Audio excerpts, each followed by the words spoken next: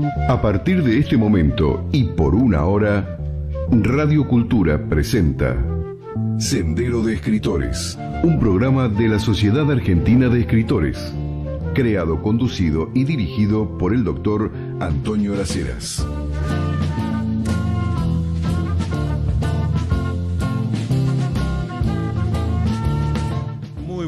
Muy buenas invernales noches, por lo menos aquí en el ámbito porteño. Una noche así invernal en pleno otoño es ideal para que podamos hablar de literatura, de poesía, de la cultura hoy, del intelecto, y nos está visitando, hemos logrado que esté presente hoy, vicepresidente de la Sociedad Argentina de Escritores, escritor, poeta, gestor cultural, un intelectual del siglo XXI. Juan Villafañe, muy buenas noches, bienvenido. Muchísimas gracias por la invitación. Como somos todos parte de una misma institución, me alegra a su vez también poder compartir el programa justamente de la Sociedad Argentina de Escritores y que esté a tu cargo, ¿no? Te agradezco. Bueno, son estos esfuerzos que tenemos que hacer porque, mira la amplia pregunta, pero vos sos la persona indicada para responder. ¿Cómo ves la cultura hoy? Bueno, es un tema sumamente complejo, ¿no? Se puede abordar desde distintos lugares. En primer término, me parece fundamental, yo creo, a propósito de la Sociedad Argentina de Escritores, reconocer que estamos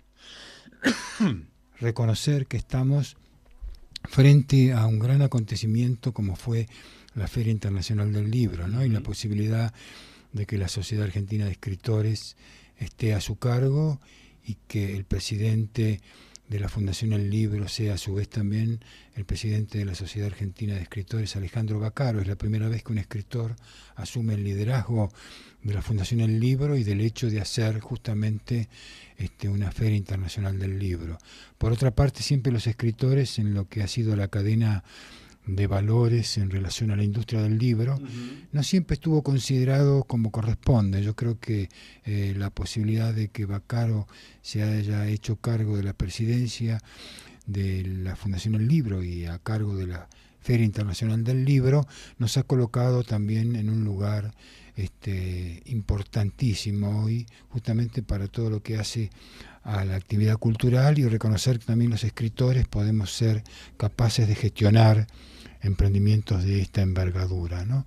La actividad cultural, como te decía o me preguntaba, se puede encarar desde diversos lugares. Si pensamos en un gobierno de la cultura a nivel nacional, de carácter federal, participativo, democrático, ya de hecho lo que nos está faltando es un Ministerio de Cultura, ¿no es cierto? Por lo tanto, la actividad cultural se ha dejerarquizado al pasar a ser de nuevo una secretaría. En algún momento yo trabajé intensamente en el Frente de Artistas y Trabajadores de las Culturas, y lo seguimos haciendo en FATRAC, con la idea de crear una ley federal de cultura, ¿no? Una ley federal de culturas. En su momento, hace alrededor de unos 10 años atrás, tuvimos un gran debate nacional en todo el país, en asambleas participativas que fueron desde las comunidades indígenas a las bibliotecas populares, desde todos los teatros argentinos a las vidas académicas y universitarias, debatiendo lo que debería ser un modelo de gobierno de gestión cultural, ¿no? Que permita justamente democratizar la cultura, la participación del Estado en la actividad cultural, reconociendo un presupuesto que pueda ser gestionado, administrado en ese momento por lo que era todo un organismo de carácter federal.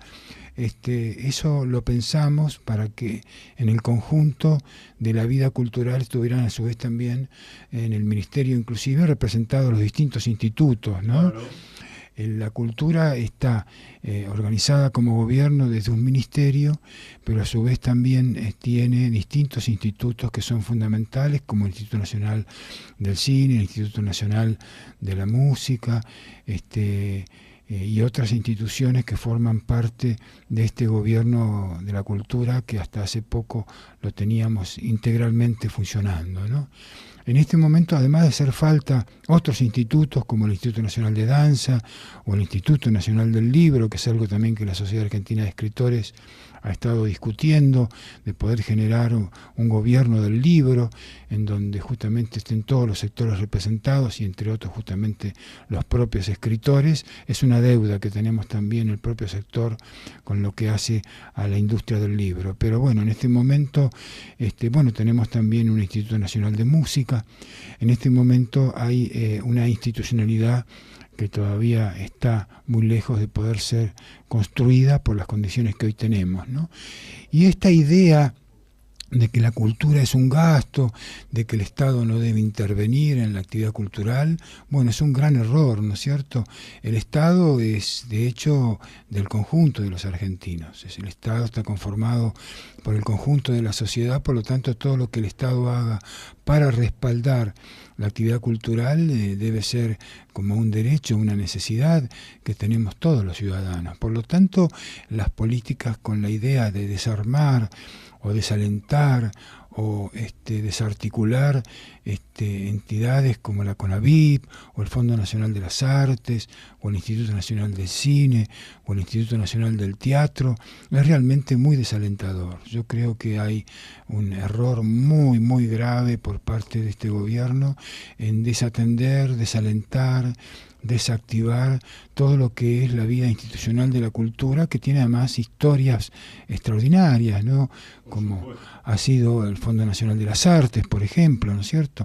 Y después todo lo que se deriva de todo lo que es la producción cultural asociado, ¿no? Las entidades de gestión, como SADAIC, como Argentores, que son justamente entidades que además recaudan de lo que implican los derechos de autor, importantes cifras para distribuir entre sus asociados o a aquellas personas a las que les corresponde.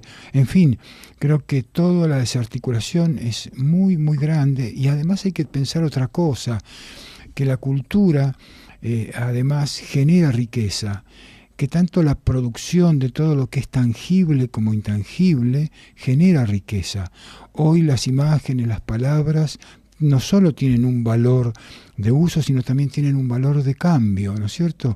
Si uno se imagina en las redes y piensa en Google, en un motor de búsqueda como Google, las palabras no solo se transitan allí como servicio, sino también además se venden. Las palabras son parte del sistema de funcionamiento económico, como las imágenes, como todo lo que hace a lo que circula por Google o en conjunto de las redes. Por lo tanto, la cultura, tanto en la suma de la producción tangible como intangible, aporta al Producto Bruto de manera muy significativa, muy, pero muy significativa, inclusive en algunos momentos comparativamente, por lo que yo recuerdo, ha sido más que la pesca y más que la minería, lo que la cultura aporta al Producto Bruto en la Argentina. Y por supuesto, quizá haya un desequilibrio en los sistemas de producción y quizá la ciudad de Buenos Aires tenga un monopolio mayor de la producción cultural en relación a la industria del libro o a la industria del cine o a la industria de la música, y haya la necesidad, la Ley Federal de las Culturas prevenía la idea de una democratización de los niveles de producción. Pero si nosotros calculamos los niveles de producción instalados en todo el país, esa capacidad de producir riqueza que tiene la cultura y de ofrecer trabajo, no solamente producir bienes culturales y distribuirlos, el libro, la película, el disco, sino además que esa producción sea equitativa, democrática en todo el país, indudablemente podría generar aportes también a esa riqueza. O sea que la cultura produce riqueza, ofrece trabajo y forma parte de nuestra soberanía, ¿no? Por lo tanto, esta desarticulación que se está implementando, o desaliento, o retirar presupuestos o quitar subsidios a la actividad cultural, es un gran error, ¿no? Mientras te escuchaba, recordaba, jueves de la semana que viene es 13 de junio, Día del Escritor, en homenaje a Leopoldo Lugones. Y estaba recordando que el estatuto de la SADE, el original y el actual, porque esto no se cambió, una de las primeras cosas que dice: la Sociedad Argentina de Escritores existe para defender los derechos gremiales del escritor. Fíjate el término que utiliza, gremiales, entendiendo que lo que iba a ser esa Sociedad Argentina de Escritores que se estaba fundando es un gremio, el gremio de los escritores. Entiendo que eso, y lo hemos hablado bastante con Alejandro Baccaro, eso es una de las deudas que nosotros tenemos con nosotros mismos. También, en algún momento, en la primera presidencia de Alejandro Baccaro, en la SADE, hicimos un anteproyecto, no avanzó en el Congreso de la Nación, para que la Sociedad Argentina de Escritores fuera la recaudadora de los derechos de autor, como hace, vos mencionaste, SADAI con la música y Argentores con teatro, radio, cine, televisión. Y en ese sentido, te escuchaba hablar de lo que señalaba sobre la idea que algunos tienen de la cultura. En el caso de los escritores y de los poetas, pero vos me confirmarás o no, hay una idea como que escribir es un hobby. Entonces, bueno, le lees el poema a los amigos, escribís algún ensayo o algún cuento, una novela, a ver si te la presentan en un concurso, lo que fuera. Pero vos trabajás, vivís de otra cosa. Y yo escribí hace años, justamente por un 13 de junio, titulé Trabajo de escritor. Claro. El trabajo intelectual es un trabajo como cualquier otro tipo de trabajo, de diverso índole, naturaleza, como puede ser el trabajo científico o académico, y el trabajo literario es un trabajo intelectual que debe ser considerado como tal. Indudablemente es, digamos, de alguna manera, hablando esto, como decíamos antes, de la cadena del valor en la industria, comienza con el escritor. Claro. Comienza con el escritor. Yo creo que, como vos muy bien decís, los escritores tenemos una deuda con nosotros mismos en relación a lo que han sido otras entidades recaudadoras de derechos de autor, como los dramaturgos, o como los guionistas, o como los músicos, que lograron colocar desde hace mucho tiempo un valor justamente al derecho de autor, ¿no es cierto? La entidad Sociedad Argentina de Escritores no pudo llevar adelante esa acumulación primitiva, digamos, constitutiva, como lo hicieron otras entidades recaudadoras del derecho de autor. En algún momento, como vos muy bien lo decís, siempre estuvo pendiente para la Sociedad Argentina de Escritores resolver este tema, ¿no?, entre los propios escritores, de tal manera que sea la propia Sociedad Argentina de Escritores la que recaude el derecho de autor y la que intervenga en el conjunto de la industria del libro como forma de recaudar. También está, por otra parte, el derecho de autor indirecto, ¿no?, que también se produce de manera muy importante a través de lo que es los medios de comunicación, o en radio o en televisión, el uso, digamos, de lo que pueda ser determinado tipo de autor, ¿no es cierto? Y ahora hay que agregar, yo creo, además de la industria del libro y además de los medios de comunicación tradicionales, gráficos, televisivos, radiales, lo que es el sistema de las redes. Las redes, espacio. Claro, las redes, exactamente. Todo lo que es en esta era digital, todo lo que es el sistema de plataformas y diversos tipos de redes, deberían también, ya sea de manera puntual o como de manera colectiva, también ofrecer, ¿no es cierto?, un importe a lo que corresponde como derecho de autor. Es un tema complejo. Yo tengo entendido que la Comunidad Económica Europea lo resolvió y hay como un aporte que hacen las empresas vinculadas a los sistemas de digitalización y de redes y de plataformas que establecen un porcentaje de sus recaudaciones a los derechos de autor colectivos, ¿no? Es un tema complejo porque, bueno, también allí hay otros temas más. Es el derecho de autor, si uno quiere entrar a resolver este tema, y hay cuestiones relacionadas con la soberanía digital y la soberanía del comercio electrónico. Que eso está demasiado poco discutido y en general tiene un alto nivel de concentración. En general, las redes funcionan como una gran pirámide, ¿no? Que tiene un altísimo nivel de concentración económico en la punta de la pirámide, y hay una gran base social de intercambio y de participación. De alguna manera, todos los que somos usuarios aportamos económicamente a ese sistema. Como decíamos recién, en el caso de un motor de búsqueda como Google, ya no solo las palabras tienen, como decíamos, valor de uso, valor de goce, ¿no es cierto?, valor de lectura, sino también tienen valor de cambio, ¿no es cierto?, tienen un valor económico, las imágenes, las palabras, los relatos. Entonces hay un tema ahí con los derechos de autor, tanto en los sistemas tradicionales, de lo que hace al libro en soporte papel y su circulación, como lo que hace a lo que sea toda la difusión literaria en radio, televisión, y en el tema de las redes también hay una discusión pendiente. Por lo tanto, el derecho de autor sería, digamos, una gran conquista posible, tanto el individual como el colectivo, considerado como corresponde, de tal manera que una entidad como la Sociedad Argentina de Escritores pueda ser recaudadora de derecho de autor y además crecer como entidad, ¿no es cierto? Claro. Sí. Tenemos trabajo para hacer. Hablando de hacer, vamos a hacer la primera pausa del programa y seguimos dialogando con Juan Villafañe, vicepresidente de la Sociedad Argentina de Escritores. ¿Usted escribe poesía, ficción, ensayo, novela, dramaturgia? Entonces tiene que pertenecer a la Sociedad Argentina de Escritores.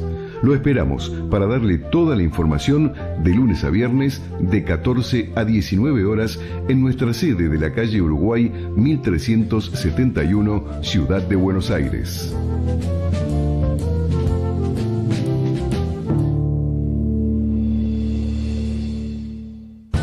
Usted está escuchando Sendero de Escritores, el programa de la Sociedad Argentina de Escritores, conducido por el doctor Antonio Las Heras. Continuamos dialogando con Juan Villafañe, hablando de las actividades de la Sociedad Argentina de Escritores, y hablando de las actividades de la Sociedad Argentina de Escritores, en estos días comienzan distintos cursos. Uno de ellos a cargo de Juan Villafañe. Mañana miércoles empieza tu curso. Contanos el que se inscribe en el curso, qué encuentra, de qué se trata, qué es, porque la inscripción está abierta hasta último momento, ¿eh? ¿Cómo no? Dentro de la propuesta del menú de cursos que ofrecemos desde la Sociedad Argentina de Escritores, uno está destinado al cuento policial, que lo coordina Vicente Batista. Después el tema de las relaciones de los medios con el espectáculo, con el teatro, con el cine, lo maneja Osvaldo Quiroga, y hay una propuesta que se programó para más adelante, que es la que tiene a su cargo Alejandro Baccaro, sobre la poesía en Borges, ¿no?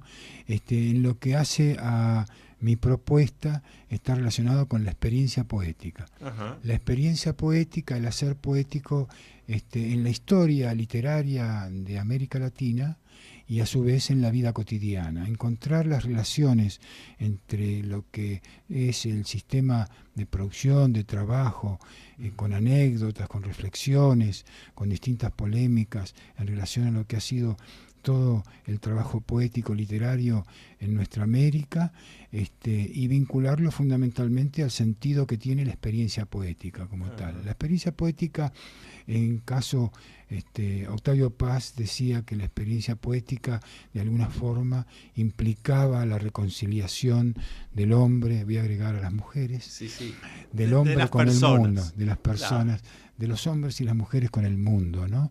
Ese estado de reconciliación era un estado permanente y necesario, porque nadie puede vivir sin poesía. Inclusive hay mucha gente que no lo sabe. Uh-huh. Hay quienes lo conocen. Nadie vive sin tener experiencias poéticas. Algunos las desarrollan en forma estética.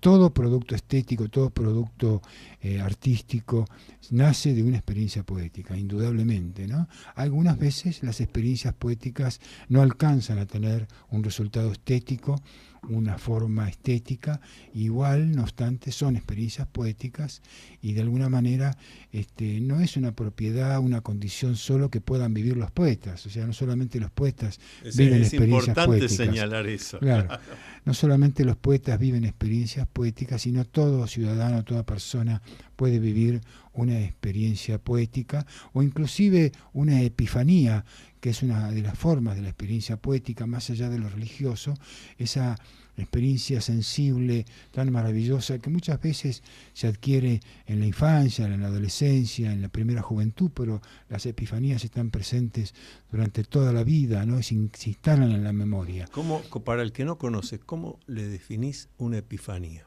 El que nos está escuchando dice, ¿de qué me habla Juan? Una epifanía es una gran emoción, una gran aparición, un momento de sensibilidad muy particular, producto de un encuentro de determinado tipo con la naturaleza, con la vida cotidiana. Hay justamente una maravillosa experiencia sobre las epifanías, en el caso de Proust, en la novela En busca del tiempo perdido, ajá, en donde justamente él tenía una vida muy interior y muy reservada, porque como sufría de asma, sí, no tenía una vida social muy intensa, ¿no? Entonces, las epifanías son esos estados emocionales que tienen una gran impronta en la memoria y sufren un proceso de almacenamiento, de consolidación de ese almacenamiento y de reconsolidación permanente, ajá, porque parecen que fueran muy complejas, pero son muy sencillas. Por ejemplo, el perfume al cortar el césped.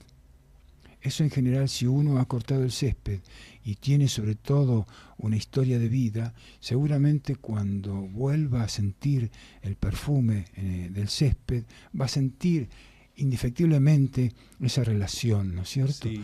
Entonces allí yo hablaba de Proust porque hay muchos ejemplos en Proust, en los 7 tomos que tiene la novela En busca del tiempo perdido. Por ejemplo, hay una experiencia muy, muy hermosa que de alguna manera Raúl Ruiz, el gran cineasta chileno, hizo una película que es maravillosa desde el punto de vista de la experiencia poética, sobre el último capítulo de En busca del tiempo perdido, que es el tiempo recobrado. Ajá. El tiempo recobrado es el último capítulo que hace Proust. Eso es muy importante. Exacto. Como mensaje. Exacto. Entonces uno se puede preguntar, por ejemplo, ¿no? ¿Cómo uno arriesga como experiencia poética a ir en busca del tiempo perdido? ¿Cómo haces para ir en busca del tiempo perdido y recuperar el tiempo perdido, ¿no? Entonces hay algunas epifanías en las que transcurre la novela, pero por ejemplo hay una muy interesante que recupera Raúl Ruiz, porque ¿cómo se hace, por ejemplo, cuando 4 comensales, está en la película El tiempo recobrado, que hace este cineasta chileno, están los 4 comensales en una mesa y a uno sin querer se le cae la taza al piso de té. La taza de té se destruye totalmente al caer al piso, ¿no es cierto? Uh-huh. Ahora, allí transcurrió el tiempo en la caída de esa taza de té al piso. Entonces, ¿cómo se hace para recuperar ese tiempo que se perdió? Entonces, lo que hace magistralmente Raúl Ruiz, esto se puede hacer en el cine, ¿no? Claro. Las formas literarias que tuvo Proust fueron otras. Entonces, él filma y vuelve a refilmar al revés lo que fue la caída y recompone la taza de té y la taza se vuelve a constituir, claro, ¿no es cierto? Claro. En el mismo lugar de la mesa, pero todos los comensales siguen hablando, ¿no es cierto? Entonces es muy interesante la idea de la epifanía, porque ha habido distintas epifanías. Proust recuerda en la primera novela, en el primer capítulo de la novela, cómo su tía le servía el té y cómo comía las magdalenas, ¿no? Entonces el sentido de comer las magdalenas y servir ese té, hay una potencia de recuerdo de lo que era ese entorno maravilloso, ¿no? Entonces las epifanías son distintos momentos en los cuales uno tiene un encuentro muy sensible y entra en la memoria de uno y se codifica en esa memoria y se recodifica y se reconsolida en la medida que se recuerda. Entonces es imposible olvidarse de una epifanía, que es un momento emocional. Muchas veces también en lo religioso se asocia a determinada aparición, ¿no es cierto?, de determinadas figuras religiosas, ¿no?, de determinado momento de cierta exaltación, ¿no? Pero en general, para llevarlas a la vida terrenal, son aquellas emociones muy profundas que quedan grabadas en la memoria, ¿no? Y de alguna manera condicionan el resto de tu vida. todos estamos, justamente, muy buena la pregunta, todos estamos constituidos en nuestro inconsciente, en nuestra emocionalidad personal por epifanías. Claro. Sí, por muchas epifanías, que algunas tienen mayores niveles de aparición y otras menos, según las circunstancias en las cuales uno se rodea, para decir, bueno, mira, este perfume en la taza de té me hace acordar a mi infancia tal cosa, o a los encuentros familiares, ¿no? O cualquier otra relación tan particular que a uno le hace recordar justamente una emoción personalmente vivida muy intensa. Por otro lado, pensaba, ¿qué humano, desde que apareció el humano moderno, qué humano no se habrá preguntado en algún momento cómo hago para recuperar este tiempo perdido? Exacto, sí. ¿Cómo hago? Así Porque es. vos podés tener la mayor fortuna del universo, no podés comprar un segundo de tiempo perdido. Claro. Tiene que estar en otro orden, en otro nivel, tiene que ser algo, bueno, quizás... Bueno, esa recuperación, justamente hay un trabajo muy hermoso con el que yo trabajo en el curso, Ajá. que es la poesía como recuperadora de la memoria, ¿no? Ajá. O sea, que el tiempo perdido puede ser histórico o puede ser ahistórico, puede funcionar solo en el nivel de la emocionalidad, ¿no es cierto? Claro. Y no solamente a través de lo que sería el tiempo, como ocurre cuando vos viajás en tren, frente a la cantidad, sucesión de imágenes que se producen en la ventanilla con el paisaje que circula, ¿no? Vos vas reteniendo cada uno de esos fotogramas como si fuera una película, ¿no? Sí. Y vas memorizándolos, pero ya transcurren en el tiempo. Pero vos tenés un tiempo adentro del tren y otro es el tiempo del paisaje, que ha pasado y ha circulado y ya se ha ido.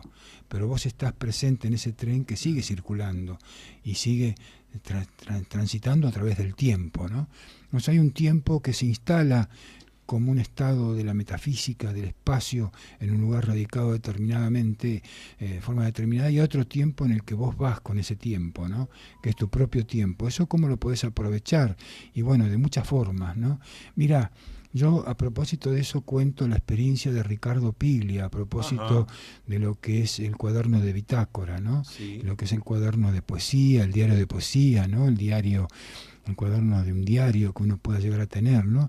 Ricardo Piglia llegó a escribir entre toda su vida cerca de 470, 380 cuadernos de bitácora, todos iguales, en tapa negra, donde él escribía sus memorias, ¿no es cierto? Y desde allí iba recuperando gran parte de su literatura, la hacía recordando todas aquellas vivencias, que son distintas experiencias poéticas, ¿no?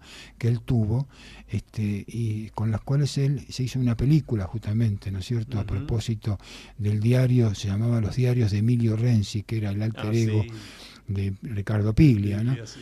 Porque Ricardo Piglia tenía 4 nombres, Ricardo Piglia por un lado y Emilio Renzi por otro.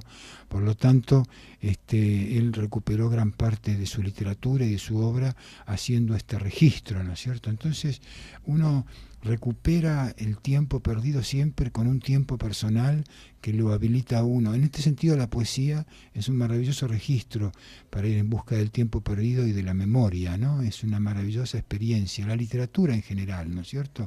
No es casual que Proust se haya propuesto escribir justamente sobre el tiempo perdido, ¿no? Y que su último capítulo sea el tiempo recuperado, ¿no?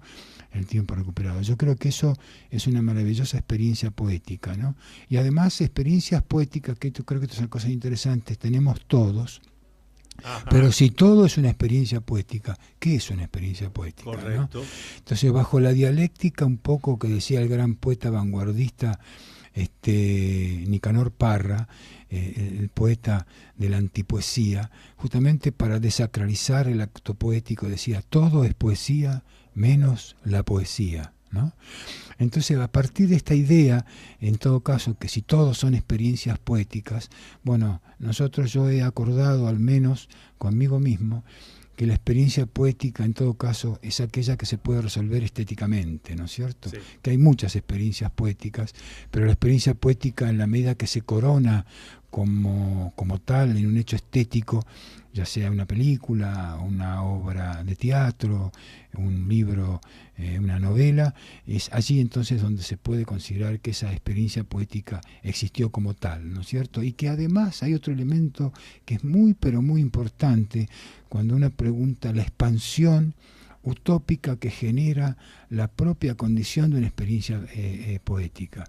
Yo esto en el curso lo doy también, en el sentido que hay muchas experiencias poéticas que en la medida que tienen una gran potencia en la emocionalidad, sea individual o en experiencias poéticas culturales o sociales, o inclusive artísticas de una gran envergadura, son multiplicadoras y potencian eso, y la obra adquiere particularidades hermosas. Yo tengo una experiencia con Pompeyo Audibert a propósito de Habitación Macbeth, como una experiencia poética, y la que puede ser, para trasladarnos en el tiempo en otra historia, la que hizo Shakespeare con La Tempestad. Vos calculá que el hombre no viajó en ese viaje, Shakespeare, y pensó en un viaje asociado a la corona, al poder en Inglaterra. Se manifestó con la información que le daban quienes hacían como navegantes de aquellos viajes, y él creó una obra como La Tempestad, donde hay figuras como Ariel, el Rodó, Próspero, que son las figuras que en el transcurso del tiempo y de la historia fueron parte para establecer lo que era el debate simbólico en América Latina. Está el Ariel de Rodó, en algún momento el poeta nicaragüense Rubén Darío dijo que Estados Unidos era Calibán, de alguna manera Próspero siempre de una u otra forma representó al colonizador, ¿no es cierto? Y de alguna manera hay un debate porque Calibán es un anagrama creado por Shakespeare que es caníbal Caribe. Calibán. Y entonces Calibán era el habitante de nuestras islas, de nuestras tierras en todo caso, o de nuestro continente, de los pueblos originarios. Entonces en ese debate, ¿qué representa América Latina? ¿Próspero, Ariel o Calibán? Bueno, hay un debate al respecto en donde se considera una u otra cosa. En el Ariel de Rodó hay una reivindicación por el Ariel, por el intelectual, que era el que iba a transformar nuestra América Latina. Hay otros que consideran que Calibán es el representante fundamental de nuestra cultura, ¿no? De una cultura mestiza. Pero fíjate Shakespeare hasta dónde llegó. Exactamente, estaba pensando. Tuvo un sueño, hizo un viaje y llegó hasta estos días. Y después Pompeyo Audibert un día me llama. Antes que me cuente lo de Pompeyo Audibert, vamos a hacer otra pausa y después Juano Villafañe nos cuenta. Dale, te cuento. Atrévete a vivir en plenitud, el nuevo libro del doctor Antonio Las Heras. Puede adquirirse por Mercado Libre con envío a domicilio o en locales de Librerías Cúspide. Usted está escuchando Sendero de Escritores, el programa de la Sociedad Argentina de Escritores, conducido por el doctor Antonio Las Heras.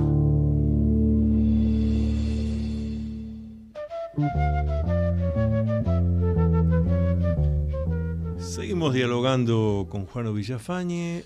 Antes de que nos cuentes este relato que incluye a Pompeyo Audibert, para los que nos están llamando a la radio preguntando cómo pueden averiguar de los cursos, de este curso que comienza mañana, Juano, busquen en internet www.sade.net.org.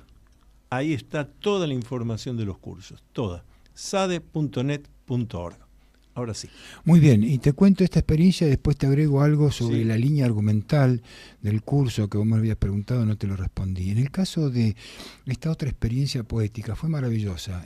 Pompeyo Audibert me trae un día, me dice, Juan, no quiero hacer Macbeth de Shakespeare, tengo el deseo profundo de hacer esta obra y lo quiero hacer con grandes actores, así que trajo un elenco extraordinario de grandes actores, Rodrigo de la Serna, grandes actores argentinos de primer nivel para hacer la obra. Bueno, nosotros lo recibimos, confirmamos la programación y el otro año, cuando ya se iba a estrenar, se produce la pandemia y empieza en marzo este fenómeno que no sabíamos con certeza qué era lo que iba a ocurrir. Y un día me llama Pompeyo desde Mar del Sur, él tiene una casa en Mar del Sur, y me dice, mira Juano, anoche soñé que tenía que ir a estrenar, mejor dicho, a ensayar la obra que iba a estrenar en el Centro Cultural de la Cooperación, Macbeth, Macbeth, y resulta que bajo las escaleras, voy adentro a la sala Solidaridad, y el único que estaba preparado para ensayar era yo mismo, que además yo tenía que dirigir la obra. Y el resto de los actores había desaparecido. Todo esto en un sueño. En un sueño. El resto de los actores había desaparecido, no estaba, los había tragado la pandemia. Entonces yo me puse a caminar, esto es todo en un sueño. Sí, sí. Se levantó, se puso a caminar por el mar y dijo, ¿cómo hago yo con este sueño? ¿No es cierto? Esto es la idea de la experiencia poética.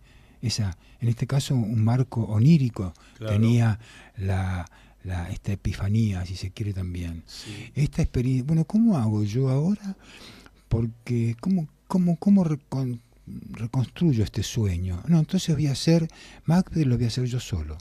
Yo voy a hacer cada uno de los personajes, y le puso a ese nombre Habitación Macbeth. Así que él mismo resolvió todos los personajes, que fue una obra maravillosa, una de las obras en cartel más importantes que se dieron hace ya 2 o 3 años, que sigue en cartel y sigue siendo multiplicadora de públicos, ¿no? De todo tipo y naturaleza. O sea que acá hay una potencia extraordinaria en ese sueño onírico. Por supuesto, después hay que instalarla, hay que darle un curso, pero hay una potencia pero original. El mensaje llegó a través de lo inconsciente, el inconsciente del sueño. Bueno, el inconsciente es creativo. Exacto, es esa potencia, ¿no? Y justamente... Y Pompeyo pudo entender que ahí había un material para trabajar, porque otro dice esta tontería. Edgar Bailey, en un gran ensayo que tiene sobre la experiencia poética, estado de alerta y estado de inocencia, él dice que ya esa experiencia poética ya es lenguaje. Claro. Ya es lenguaje. Antes de llevarse formalmente al uso ya de la palabra para crear un lenguaje, ya es lenguaje. Esa gracia de tipo onírica, de ensueño o de la epifanía en sí, la epifanía en sí ya es un claro, lenguaje. Ya es un lenguaje. Entonces, esto es maravilloso para entenderlo, ¿no? Y por otra parte, ¿yo qué es lo que hago con el curso? Yo trabajo... No es un curso es un curso de 4 clases. De 4 clases. Para que sepan que no es un curso de periodizaciones literarias, aunque yo trabajo con ciertas periodizaciones literarias, voy del modernismo a las primeras vanguardias internacionales, a las segundas vanguardias latinoamericanas en los años 60, a los 80, 90, fin de siglo, hasta la era digital. Esos módulos es el gran telón de fondo del curso. Ajá. Yo cuelgo sobre ese módulo determinadas cosas, digo, para encontrar un curso que tenga una zona de representación, claro, si se quiere, en ese gran telón de fondo, y por lo tanto, cuando me toca el modernismo, bueno, hablamos de la experiencia poética que significó el modernismo, que fue en sí mismo una experiencia poética colectiva en un solo lenguaje, en una sola lengua, ¿no? Uh-huh. La experiencia poética del modernismo fue maravillosa, sincrónica en toda América Latina. Bueno, entonces hablo un poquito, por ejemplo, de José Martí. Claro. Hablo de José Martí y de la experiencia poética de José Martí. Entonces toco el modernismo. Por ahí después, si tengo que hablar de las vanguardias, bueno, puedo tocar a Borges, y toco un poema, ¿no? Y asocio al ultraísmo y asocio a lo que fue las primeras vanguardias internacionales. Y luego, si me toca hablar de los años 70, 80, bueno, hablo de la experiencia argentina. Hay que tener en cuenta que después del modernismo y con las rupturas que producen las vanguardias a principios del siglo pasado, en 1920, en 1930, los procesos después de reconfiguración de las etapas que se fueron sucediendo no fueron tan sincrónicas, ¿no? Pero no obstante, el segundo movimiento de las vanguardias fue importante, como el coloquialismo acá, los ánsicos en Ecuador, los nadaístas en Colombia, el techo de la ballena en Venezuela, o el corno emplumado, inclusive la antipoesía de Parra en Chile, tuvieron un alto nivel de, si se quiere, de sincronización, pero a medida que fueron transcurriendo las décadas, los procesos se fueron relocalizando mucho más. Así que hablo de los 70, 80, algunas experiencias poéticas allí, y luego hacia fin de siglo y en la era digital, algunas situaciones en el momento contemporáneo en el que estamos viviendo, ¿no? Pero aclaro, no es un curso de periodizaciones literarias ni de la historia de la literatura. Más que un curso, es un taller lo que estás haciendo. Claro, un taller con algunas experiencias que se trasluden, se transmiten como a veces anécdotas, historias. Eso. Hay una situación espejo maravillosa entre Alfonsina Storni y Horacio Quiroga. Ajá, que fueron amantes muy particulares, y una historia espejo donde ella le cuenta cuando se va a morir Quiroga, o se murió Quiroga, lo que ella misma iba a hacer con su propia vida. Es fabuloso, ¿no? Ajá. Y de ahí sale otra cosa extraordinaria, de esa experiencia poética extraordinaria, sale Alfonsina y el mar. Porque Alfonsina y el mar tiene una potencia en la figura de Alfonsina, Sí. por lo que implica esa figura, pero también por todo lo que fue Alfonsina. ¿Sabes? Entonces vos trabajás a Alfonsina, decís, bueno, ¿cuál es el periodo? Bueno, Alfonsina está al final del modernismo, hace su primer libro en 1916, el día que muere justamente el poeta nicaragüense Rubén Darío, y ahí termina de alguna manera formalmente el modernismo, y ella se incorpora un poco a las vanguardias al comienzo del siglo, ¿no? Entonces es interesante reconocer cómo una mujer lucha por el sentido de género, ¿no?, que tiene que tener la vida de una mujer. Es madre soltera. Sí, claro. ¿No es cierto? En aquella fue época. Fue una de las promotoras de la Sociedad Argentina de Escritores. Sí, claro, exactamente. Fue una de las promotoras, y creo que tenemos una carta acá en que se recupera, que le escribe, no recuerdo ahora quién, para que pueda cuidar a su hijo, ¿no? Porque Sí, ella sí, se iba sí, de está en este el mundo. archivo de la Sociedad Argentina Se iba a ir de este Escritores, mundo, sí. O sea, entonces yo, ¿qué trabajo? No hablo de la historia completa del modernismo, porque tiene que estar un año, sino toco para aquellos que conocen el modernismo mejor, para los que no los conocen no importa, el curso o no conocen las primeras vanguardias o las vanguardias latinoamericanas, esto está destinado a los que escriben poesía o a los que leen poesía o a los lectores o a los artistas o a los interesados por la cultura en general, como forma de establecer asociaciones y relaciones. Yo trabajo mucho con las asociaciones, de tal manera que como estoy con Alejandro Baccaro y digo, bueno, Borges, claro, lo asocio después al tema de una determinada producción poética en Borges, a propósito de los cursos. Los propios cursos son un estado de asociación, por ejemplo. Sí. Digo, Baccaro, Quiroga, Vicente Batista. Yo agarro, paso por Borges y hablo de Baccaro y lo que va a ser Baccaro, paso por Shakespeare, que es un experto, Quiroga en Shakespeare, y toco Shakespeare, y paso por Batista y toco a Edgar Allan Poe. Correcto. Y de ahí me voy a Abelardo Castillo, que era el gran emulador de Edgar Allan Poe. Abelardo Castillo hasta el año 1974 fue la reivindicación de Poe en alma y vida y cuerpo. Hizo todo lo que hizo Poe. Eso lo decía él mismo, ¿no? Sí, pero qué interesante porque eso no está difundido. Qué bueno que estés Lo único que dijo, a mí me dijo Abelardo, llegamos a la confitería Richmond a tomar, él tomaba por supuesto ginebra y bastante, sí, ¿no? Y whisky. Pero en el desayuno, como no, decían. No, en la noche. Bueno, también a veces. Quienes decían que a veces también.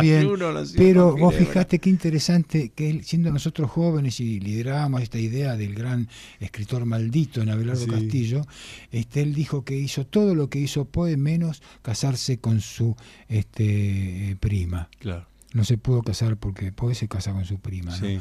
Entonces lo único que no pudo hacer es casarse con la prima, pues hizo todo. Y en el año 1974 dice Abelardo, voy a dejar de tomar, no voy a tomar más. Y después entonces escribe El que tiene sed. Y entra el síndrome de no escribir, la angustia de no escribir, ¿no es cierto? Entonces Abelardo lee a Sartre, le dice el escritor que no puede seguir escribiendo, debe dejar de seguir escribiendo para después volver a escribir de nuevo todo lo que no terminó de escribir. Interesante, ¿no? Esa idea. Sí. Y allí él tiene un desafío en una novela además te interrumpo para decir, está señalando, no intentes exigirte a escribir. Exacto. Si la escritura es espontánea, exacto. No podés decir, bueno, todo lo de lunes a viernes, de 14 a 18, hago poesía, cuento, novela, no va así. Tiene que haber algunos también provocadores, inductores del sueño, ¿no? Como se dice, de tal manera que uno pueda romper esa angustia ante la hoja y la hoja en blanco, ante la hoja en papel en blanco, ¿no? Romper esa angustia. Pero lo que también planteaba Abelardo fue otra experiencia poética, deconstruirse, salir de lo que era en relación a Poe e ir a él mismo en su última etapa de su vida cuando escribe El que tiene sed, ¿no es cierto? Sí. El que tiene sed le produce un desafío a él, bueno, no beber, para no seguir bebiendo tiene que pactar con alguien. ¿Con quién pacto para no seguir bebiendo, no? Y ahí hay todo un trabajo muy interesante, una novela hermosa que es El que tiene sed. Digo, son todas experiencias poéticas que son producto de las vidas y de las relaciones que tienen los escritores con determinados acontecimientos, ¿no? Yo transito por todo ese lugar, y a la idea también de darse lugar de alguna manera para vivir poéticamente, ¿no? Recuperar, porque las vanguardias dejaron grandes conquistas, entre otras cosas, que la poesía es la vida y la vida es la poesía, y que eso hay que asociarlo de la mejor manera posible, ¿no es cierto? Vamos a hacer ya la última pausa del programa, y después le voy a decir a Juano Villafañe, que acaba de usar la expresión darse lugar.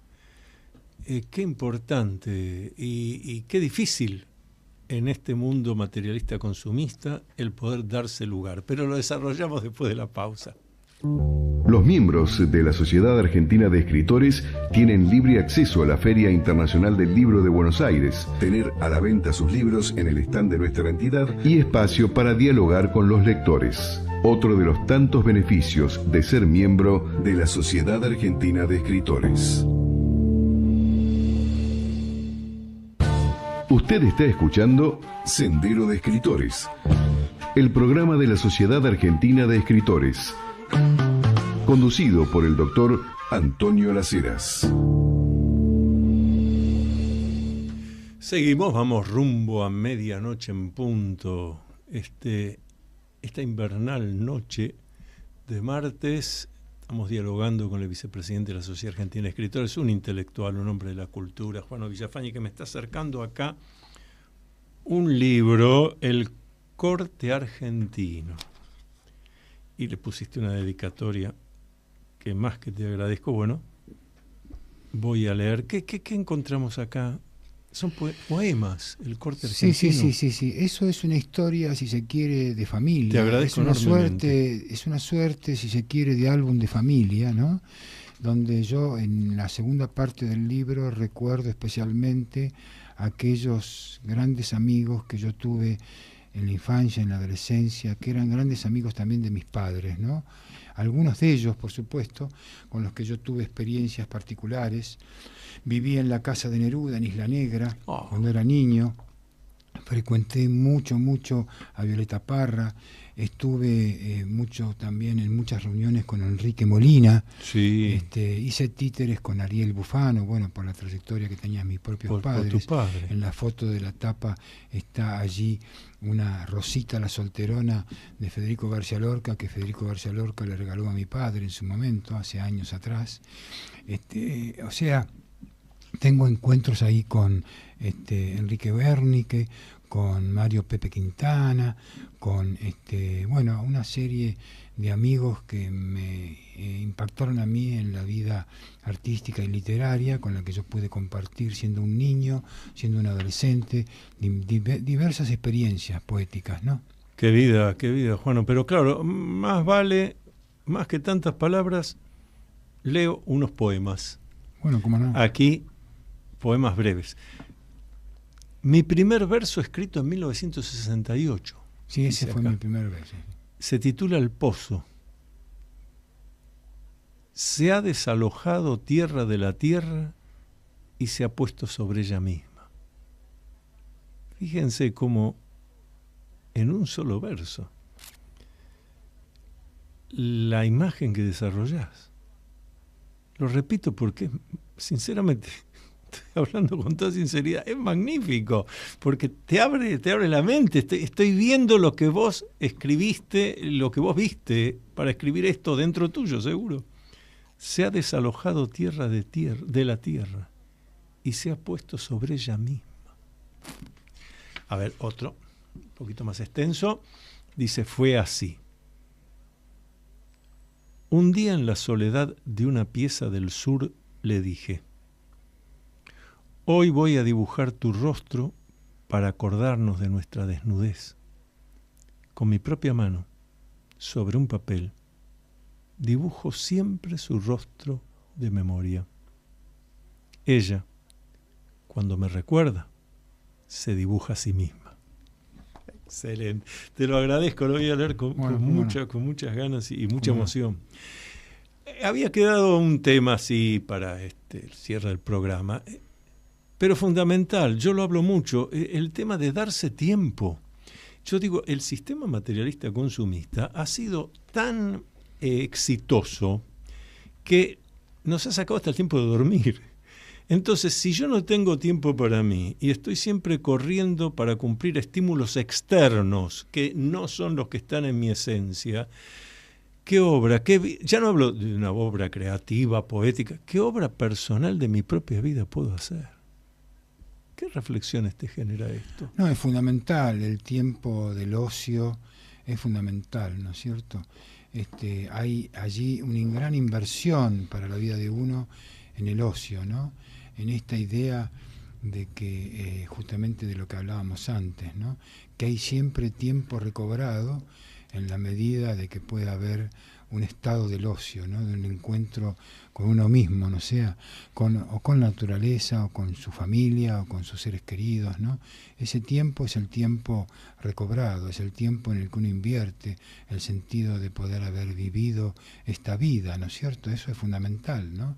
Allí yo creo que justamente es fundamental la importancia que tiene el arte, ¿no? La importancia que tiene la poesía para nosotros en ese sentido, ¿no? Fundamental, ¿no es cierto? La importancia que tiene el ocio creador, el ocio invertido en cada uno, con el tiempo que sea posible, ¿no? Invertirlo, ¿no? Porque es el tiempo que te va a permitir construir tu propia espiritualidad, justamente, ¿no? Tu propio lugar en el mundo, sentirte representado por vos mismo en el mundo, ¿no es cierto? ¿Cómo ves la situación, no voy a decir de los poetas, voy a decir de la poesía, hoy en pleno siglo XXI, no solo en Argentina, en Occidente? Porque en otra época, bueno, vos mencionaste a Borges, mencionaste a Rubén Darío, mencionaste a tantos. ¿Se puede mencionar a alguien hoy? ¿Qué pasa con la poesía en este siglo XXI? Sí, a mí me parece que lo que ha producido el sistema de las redes, el sistema de la comunicación tan instantánea y permanente y tan abarcativa, ¿no? Es una suerte de desnaturalización, en un sentido, una gran crisis cultural, ¿no es cierto? Una suerte profunda de desterritorialización del sujeto. Uh-huh. El sujeto tiene poco arraigo en su terruño, en su barrio, en su casa. Está muy desnaturalizada esa situación, ¿no? Y por otra parte, creo que las redes han generado y han sido facilitadoras de la difusión literaria y poética, pero hay cierta inflación literaria en lo que hace a la difusión que se produce de la poesía en las redes, eso es notable. Se han modificado los campos de legitimidad, o sea, antes existían las promociones y los sistemas de legitimidad que iban de los maestros, ¿no es cierto?, a los más jóvenes, ¿no? Yo creo que esos procesos, esos tiempos de legitimidad se han modificado. Ahora, bueno, se habla del poslector, del posautor, ¿no? Ahora cualquiera puede editar sus libros, difundir sus libros. Todo aquel que pueda escribir y difundir se puede considerar a sí mismo un poeta, un escritor, un narrador, un ensayista. O sea, se han modificado mucho los campos de legitimidad. Por supuesto, han aumentado mucho la difusión de muchos poetas, de muchos autores. La poesía se sigue escribiendo, como la novela, como el cuento. Existen nuevos autores en todo el mundo. Hay un gran debate ahora a propósito de la inteligencia artificial, ¿no es cierto? Lo que creo que sigue siendo importante, y no hay que olvidarse nunca, que los nutrientes de las plataformas son y siguen siendo los escritores, los artistas plásticos, o sea, seres humanos. Seres humanos que además están en discusión ahora, sobre todo con lo que ha ocurrido particularmente con las artes plásticas, el hecho de que, bueno, siempre hay un original que debe ser reconocido también como derecho de autor, ¿no? Claro. Para que la Gioconda pueda ser reconocida en el campo de la inteligencia artificial en sus distintas variables, existió un original, ¿no? Claro. Entonces el original sigue existiendo. El original es inviolable, es imposible de modificar.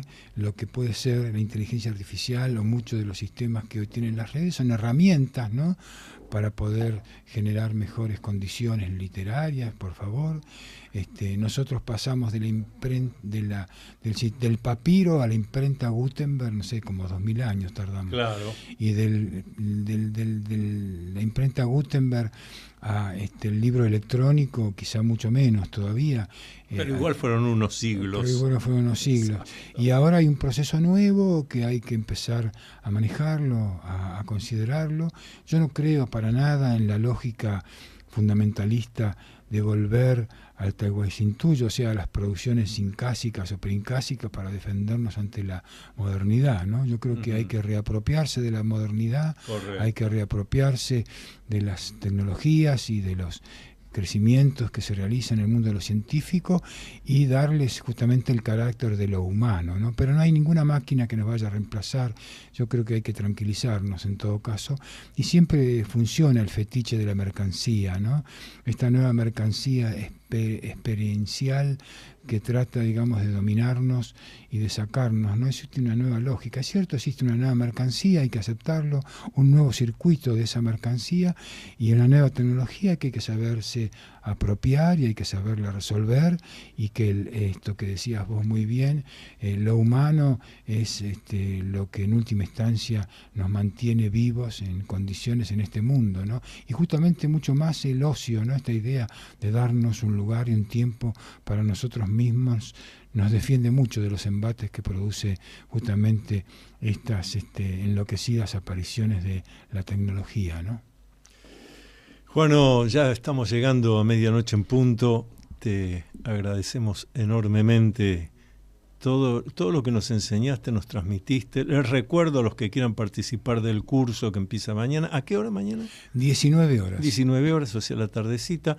Toda la información está en la web de la Sociedad Argentina de Escritores, www.sade.net.org.